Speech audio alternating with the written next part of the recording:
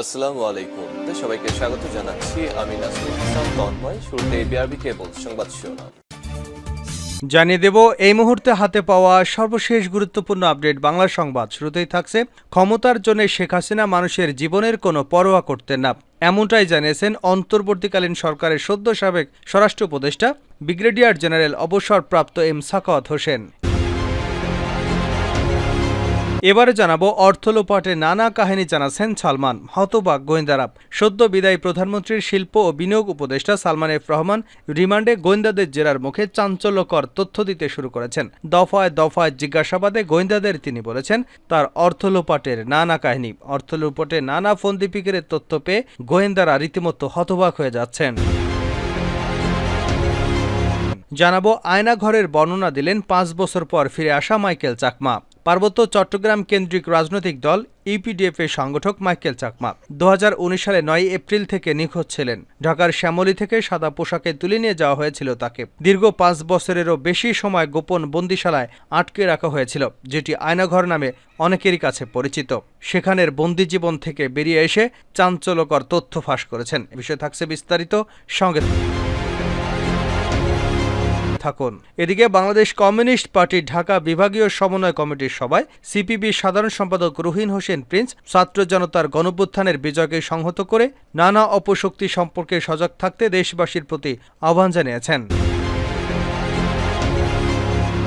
এবারে জানাবো, শামীম ওসমানকে গডফাদার আখ্যা দিয়ে বিএনপির নির্বাহী কমিটির সদস্য অধ্যাপক মামুন মাহমুদ বলেছেন, নারায়ণগঞ্জের গডফাদারকে আপনারা চেনেন? সে কি নামে পরিচিত? বোরকা শামীম। সাধারণ মানুষের কাছে সন্ত্রাসী, গডফাদারদের ঠাঁই নেই। খেলা হবে বলে আমাদের নেতাকর্মীদের হুঙ্কার দিয়েছেন। এখন আপনি কোথায়? সাহস থাকলে আসেন দেখি। সাধারণ জনগণকে জিম্মি করে রাজত্ব করেছেন, হুঙ্কার দিয়েছেন। আজ আপনি কোথায়? আপনার তো জানাজা পড়ারও মানুষ পাওয়া যাবে না। সাহস থাকলে খেলতে আসেন, আপনি তো পালিয়ে গেছেন। এবং সর্বশেষ জানাবো আন্তর্জাতিক সংবাদ। নেতানিয়াহুর নতুন শর্ত হামাসের প্রত্যাখ্যান। গাজা উপত্যকায় যুদ্ধবিরতি ও পণবন্দি মুক্তি নিয়ে ইসরায়েলি প্রধানমন্ত্রী বেঞ্জামিন নেতানিয়াহু যেসব নতুন শর্ত যোগ করেছেন তা ফিলিস্তিনি প্রতিরোধ আন্দোলন হামাস সুনির্দিষ্টভাবে প্রত্যাখ্যান করেছে। কাতারে চলমান যুদ্ধবিরতির আলোচনা নিয়ে সারা দুনিয়ার মিডিয়া ইতিবাচক খবর প্রকাশ করলেও বাস্তব অবস্থা ভিন্ন বলেই মনে হচ্ছে। এতক্ষণ শিরোনাম শুনছিলেন, এবার বিস্তারিত। প্রিয় দর্শক, আপনি যদি এই চ্যানেলে নতুন হয়ে থাকেন, ভিডিওটি দেখতে দেখতে চ্যানেলটি সাবস্ক্রাইব করে আমাদের সঙ্গে থাকুন। আর এই ভিডিও সম্পর্কে আপনি আপনার মূল্যবান মতামতটি কমেন্ট বক্সে জানিয়ে দিন। আর হ্যাঁ প্রিয় দর্শক, জানিয়ে দিন ভিডিওটি কোথা থেকে দেখছেন। ক্ষমতার জন্য শেখ হাসিনা মানুষের জীবনের কোনো পরোয়া করতেন না, এম সাখাওয়াত হোসেন। ক্ষমতার জন্য শেখ হাসিনা মানুষের জীবনের কোনো পরোয়া করতেন না, এমনটাই জানিয়েছেন অন্তর্বর্তীকালীন সরকারের সদ্য সাবেক স্বরাষ্ট্র উপদেষ্টা বর্তমান পাট ও বস্ত্র উপদেষ্টা ব্রিগেডিয়ার জেনারেল অবসরপ্রাপ্ত এম সাখাওয়াত হোসেন। সম্প্রতি ভারতের সংবাদ মাধ্যম নর্থ ইস্ট নিউজকে দেওয়া এক সাক্ষাৎকারে একথা বলেন তিনি। মুঠোফোনে ৪৫ মিনিটের এক সাক্ষাৎকারে এম সাখাওয়াত হোসেন বলেছেন, ক্ষমতার জন্য শেখ হাসিনা মানুষের জীবনের কোনো পরোয়া করতেন না। পুলিশের ঊর্ধ্বতন কর্মকর্তারা ছাড়াও এই হত্যাযজ্ঞে সাবেক স্বরাষ্ট্রমন্ত্রী আসাদুজ্জামান খান কামাল, সাবেক আইনমন্ত্রী আনিসুল হক এবং সাবেক সড়ক পরিবহন ও সেতুমন্ত্রী ওবায়দুল কাদের সহ শেখ হাসিনার মন্ত্রিসভার অনেক সদস্যই জড়িত। তিনি বলেন, শেখ হাসিনা সরকারের নির্দেশে প্রাণঘাতী অস্ত্র দিয়ে পুলিশ বাহিনী তাদের হত্যা করেছে, তাদের বেশিরভাগই তরুণ এবং শিক্ষার্থী। তিনি বলেন, শেখ হাসিনার সরকারের নির্দেশে প্রাণঘাতী অস্ত্র দিয়ে পুলিশ বাহিনী যাদের হত্যা করেছে তাদের বেশিরভাগই তরুণ ও শিক্ষার্থী। ঢাকা এবং ঢাকার বাইরের জেলাগুলোতে এসব শিক্ষার্থী নিহত হয়েছেন। অন্তর্বর্তী সরকারের স্বরাষ্ট্র উপদেষ্টার দায়িত্ব গ্রহণের পর অসংখ্য পুলিশ কর্মকর্তার সঙ্গে কথা বলেছেন জানিয়ে এম সাখাওয়াত হোসেন বলেন, পুলিশ সদস্যদের শান্ত করতে টানা ৫ ঘণ্টা তাদের সঙ্গে আলোচনা করতে হয়েছে। তাদের কাছে বিভিন্ন বিষয় জানতে চাওয়া হয়। এক পর্যায়ে তারা কান্নায় ভেঙে পড়েন। একই সঙ্গে তিনি ভারতের উদ্দেশ্যে বলেন, ভারত সরকারের প্রতি আমাদের বার্তা হলো, আপনারা কি ঢাকায় বন্ধুত্বপূর্ণ নাকি শত্রু ভাবাপন্ন একটি সরকার দেখতে চান? অর্থলোপাটে নানা কাহিনী জানাচ্ছেন সালমান, হতবাক গোয়েন্দারা। সদ্য বিদায়ী প্রধানমন্ত্রীর বেসরকারি শিল্প ও বিনিয়োগ উপদেষ্টা সালমান এফ রহমান রিমান্ডে গোয়েন্দাদের জেরার মুখে চাঞ্চল্যকর তথ্য দিতে শুরু করেছেন তিনি। দফায় দফায় জিজ্ঞাসাবাদে গোয়েন্দাদের তিনি বলেছেন তার অর্থলোপাটে নানা কাহিনী। অর্থলুটের নানা ফন্দিফিকিরের তথ্য জানতে পেরে গোয়েন্দারা হতবাক। তারা বলছেন, অর্থ লুটপাটের মাস্টারমাইন্ড হলেন সালমান এফ রহমান। গ্রেপ্তারকৃত সাবেক আইনমন্ত্রী আনিসুল হককেও দফায় দফায় জিজ্ঞাসাবাদ করা হচ্ছে। বৈষম্য বিরোধী ছাত্র আন্দোলন দমনে শক্তি প্রয়োগ করার নেপথ্যে অন্যতম কারিগর ছিলেন এই আইনমন্ত্রী। জিজ্ঞাসাবাদে আইনমন্ত্রী আনিসুল হক বলেন, সাবেক স্বরাষ্ট্রমন্ত্রী আসাদুজ্জামান খান কামাল ও সাবেক সেতুমন্ত্রী ওবায়দুল কাদেরের কারণেই ছাত্র আন্দোলন নিয়ে সমাধানের দিকে যাওয়া সম্ভব হয়নি। আন্দোলন দমনে তারা খুবই এগ্রেসিভ ছিলেন।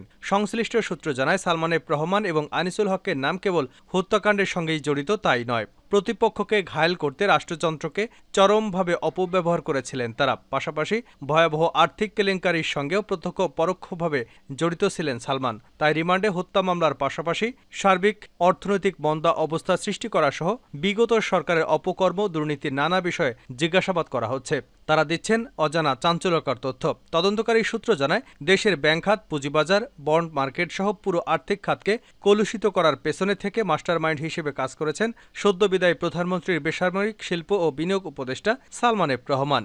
ব্যাংক খাতে খেলাপি ঋণের কারিগর হিসেবে উত্থান, ক্ষমতার অপব্যবহার করে পুঁজিবাজারের বিনিয়োগকারীদের সর্বস্ব লুটেপুটে নিয়েছেন। জানা গেছে, শেয়ার বাজার ও ব্যাংক খাতে কেলেঙ্কারির মূল হোতাদের একজন হিসেবে গত 15 বছর ধরে আলোচনায় ছিল সালমান এফ রহমানের নাম। তবে খাত দুটিতে সালমানের দৌরাত্ম্য আরও অনেক আগে থেকেই। সালমান এফ রহমানকে ঋণ খেলাপির জনক হিসেবে আখ্যা দিয়েছেন ব্যাংক কর্মকর্তারা। সরকারি বেসরকারি 7টি ব্যাংক থেকে নামে বেনামে 36,865 কোটি টাকা ঋণ নিয়েছে তার প্রতিষ্ঠান। এর মধ্যে একটি ব্যাংক থেকে নেওয়া হয়েছে 23,070 কোটি টাকা। পণ্য রপ্তানি করে টাকা দেশে না আনার অভিযোগ রয়েছে তার প্রতিষ্ঠানের বিরুদ্ধে। গত 3 বছরে শেয়ারবাজার থেকে তুলেছেন 6,500 কোটি টাকা, আর অদৃশ্যভাবে হাতিয়েছেন আরও 20,000 কোটি টাকা। বাংলাদেশ ব্যাংকের সাবেক গভর্নর আব্দুর রউফ তালুকদার সবকিছু জেনে শুনে এসব ঋণ অনুমোদন দিতে সহায়তা করেছেন। বেশ কয়েকটি ব্যাংকে ঋণ পুনঃতফসিল করার জন্য নীতিমালা পরিবর্তন করেছে কেন্দ্রীয় ব্যাংক। আয়নাঘরের বর্ণনা দিলেন 5 বছর পর ফিরে আসা মাইকেল চাকমা। পার্বত্য চট্টগ্রামের কেন্দ্রীয় রাজনৈতিক দল ইউপিডিএফ-এর সংগঠক মাইকেল চাকমা 2019 সালের 9 এপ্রিল থেকে নিখোঁজ ছিলেন। ঢাকার শ্যামলী থেকে সাদা পোশাকে তুলে নিয়ে যাওয়া হয়েছিল তাকে। দীর্ঘ 5 বছরেরও বেশি সময় ধরে গোপন বন্দিশালায় আটকে রাখা হয়েছিল, যেটি আয়নাঘর নামে অনেকেরই কাছে পরিচিত। সেখানে বন্দি থাকার পর গত 6 আগস্ট তাকে চট্টগ্রামের একটি সড়কের ধারে চোখ বেঁধে ছেড়ে দেওয়া হয়। বন্দি দশা থেকে ফিরে জানতে পারেন পুত্র শোক বুকে নিয়ে তার বৃদ্ধ বাবা মারা গেছেন। মাইকেল চাকমার জীবিত নেই ধরে নিয়েই রীতি মেনে তার শেষকৃত্য করেছে পরিবার। বিবিসিকে দেওয়া একান্ত সাক্ষাৎকারে গোপন বন্দিদশা কাটানোর দিনগুলোর অভিজ্ঞতা জানিয়েছেন মাইকেল চাকমা। ছেড়ে দেওয়ার আগে চোখ বেঁধে গাড়িতে তুলে নিয়ে যাওয়ার রাতটিকে জীবনের অন্তিম সময় হিসেবেই ভেবে নিয়েছিলেন তিনি। বিবিসিকে মাইকেল চাকমা বলেন, শেষ রাতে তাকে গাড়িতে নেবার সময় কিছুটা আলগা করে চোখে কাপড় বাঁধা ছিল, যেটি এক পর্যায়ে গাড়ির সিটে ঘষে ঘষে কিছুটা নামাতে সক্ষম হন এবং আজানের পর কিছুটা আলোর দেখা পান। 2019 সালের পর 6 আগস্ট 2024 সালে এই প্রথম দিনের আলো দেখতে পান মাইকেল চাকমা। তবে তাকে এদিন ছেড়ে দেওয়া হবে সেটি কল্পনাও করেননি। ভেবেছিলেন যে আমাকে হয়তো কোথাও নিয়ে আজকে মেরে ফেলা হবে। দীর্ঘদিন পর ফিরে এসে মাইকেল চাকমা বলেছেন, তার জীবনের এই যে প্রায় 5.5 বছর যারা শেষ করে দিয়েছে তাদের বিচার করতে হবে এবং রাষ্ট্রীয় বাহিনী তার সাথে জড়িত ছিল বলে অভিযোগ করেছেন তিনি। কিছুটা সুস্থ এবং স্বাভাবিক হলে আইনি পদক্ষেপ নেবার পাশাপাশি সরকারের কাছে যথাযথ ক্ষতিপূরণ দাবি করবেন বলেও বিবিসিকে জানিয়েছেন মাইকেল চাকমা।